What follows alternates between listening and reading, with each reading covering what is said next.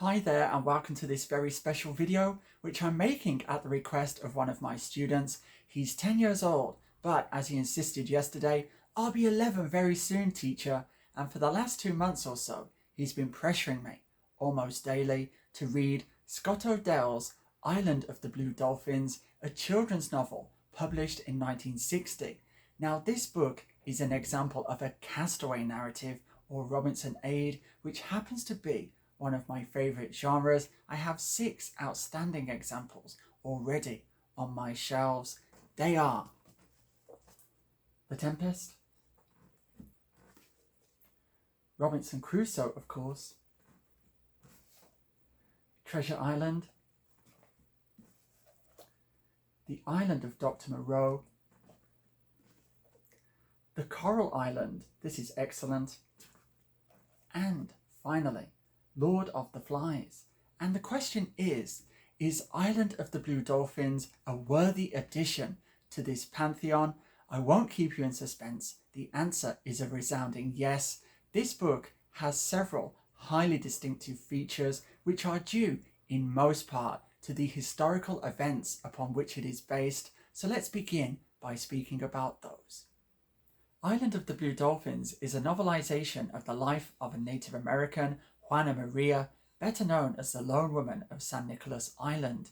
This tiny island, situated some 70 miles off the coast of California, had paid host to a small population of Native Americans for thousands of years. However, in 1814, a visiting party of Aleut hunters massacred the local population after a dispute, leaving only a handful alive.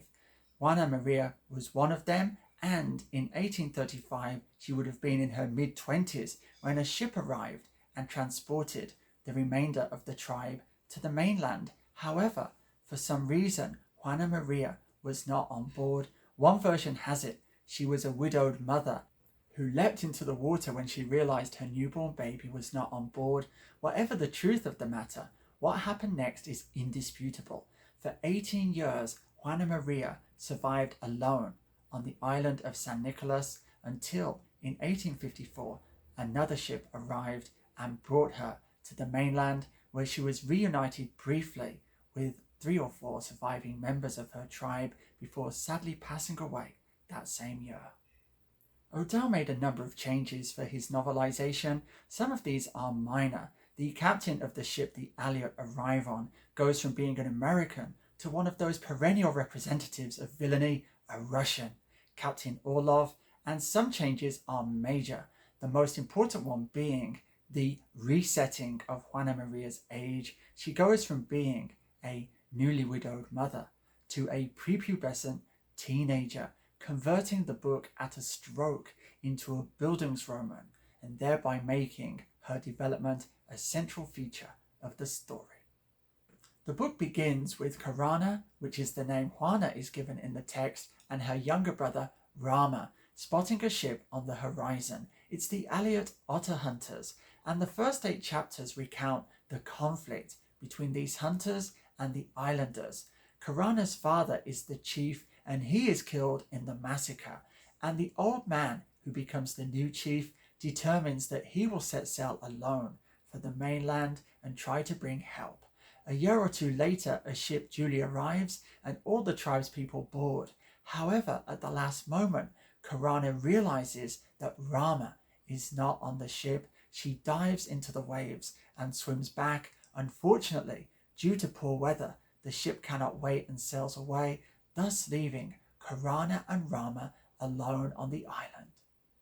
Unfortunately, when Karana finds Rama, he's already dead. He's been killed by a pack of wild dogs, and thus begins her solitary existence on the island of her birth. She is now, as it were, a castaway, and she utilizes her extensive knowledge of the island and all the skills of her tribespeople, first to survive, and then, much in the manner of Crusoe, to construct a flourishing homestead. And the narrative proceeds by interspersing details of her day-to-day existence with key sequences that mark critical points in her moral development. We see her overcome grief, learn the value of forgiveness, learn the value of reconciliation, develop an ever greater compassion for living things, and finally be overcome by loneliness, which is only brought to an end by the arrival of another ship which takes her away to rejoin society, though not her own, of course.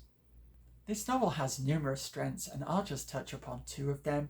Firstly, in addition to being a fine Bildungsroman, it's an absolutely superb piece of nature writing. Odell engages so deeply with the island. We learn its topography. We are introduced to its flora, its fauna, its marine life, and we see these through the turning of the seasons. And one wonderful touch is that Karana herself makes fresh discoveries about her home, one of which was particularly moving.